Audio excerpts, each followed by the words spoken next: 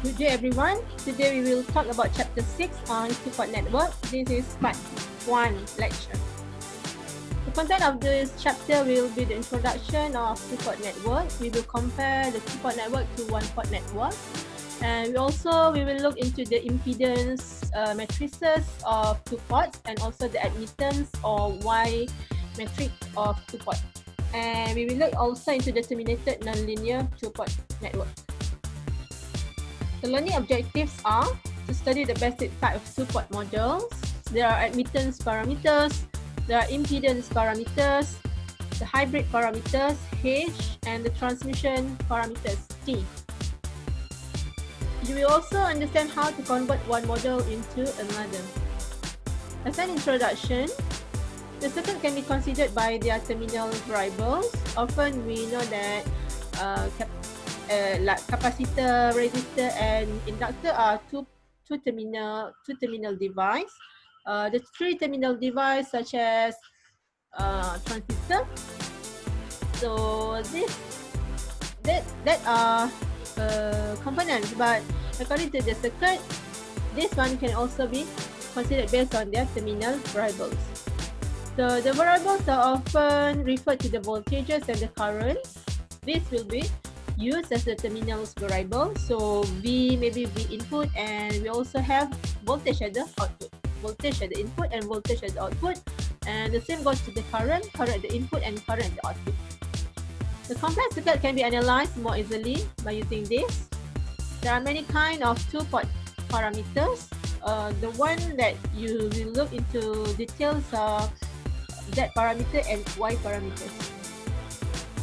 So here are the example of linear network with A and B are the input terminal, while the C and D are the output terminal. In many situations, people will not interested in the internal organization of the network, but we just want to see what are actually this circuit or various circuit inside this can be represented. Okay, so a description relating the input and the output variables may be sufficient to understand what are going on inside the circuit exactly. Let's go into an example of audio amplifier system. So we have a microphone as the input, and after the microphone you have preamp. Then it goes to the tone and volume controls. Then you will fit this into power amplifier. Then only finally to the loudspeaker. So your voice from the microphone can be amplified and becomes the output of the loudspeaker. So if you consider this, the microphone is actually a one-port. This preamplifier is a two-port because it receives an input from the microphone, and also it send an output into the tone and volume controls. And the tone and volume control also is a two-port network. It receives input from preamp and it sends the output to the power amplifier. The same goes to power amplifier. It sends an output to the loudspeaker while receiving an input from the volume control. So the loudspeaker is actually a one-port network. Let's look at the two-port network. A two-port network is actually an electrical network or electrical circuits with two separate ports for input and the output. A port is actually an access to a network, or normally you call it a circuit. If you're not familiar with the network, it's actually similar to a circuit. So a port is an access to a circuit and consists of two terminals. Before this, we know that you have terminal input and output. So let's consider figure 3. It's actually a one-port network where you only have an input here. You have I1 and V1, and current in is I1. The current output also I1, but it input and become the output from in the same terminal. If you look into figure 4, this is a two-port network where you have two terminals. This is terminal 1, and on the right side is the terminal V2. So you can see that I1 become the input of the terminal and also becomes the output from this terminal. The same goes for the terminal output port. So you have V2 and I2 at the output port, while you have V1 and I1 at the input port. A two-port model is a description of a network, or simply said as a circuit that relates your variables at the input port and the output port, or input terminal and the output terminal. So it must be a two pairs of terminals. So if you compare these two, the one-port network only have one terminal.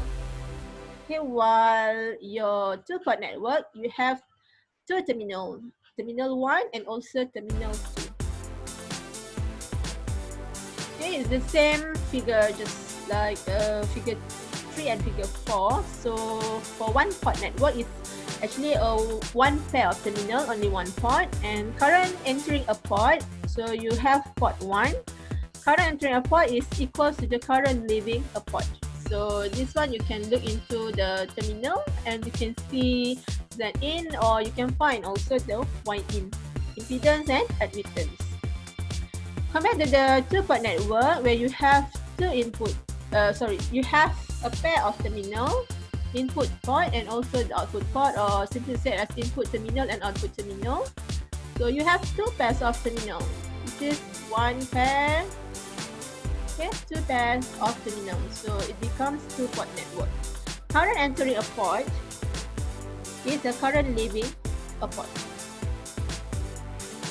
So V1, V2, I1, and I2, these are the voltage and the currents at the terminal related using two-port network parameters. So you can always relate voltage at the terminal 1 to the terminal 2, and current at the terminal 1 can be also related to the current from the terminal 2. As for one terminal one-port network, you only can relate the voltage and current to the same terminal.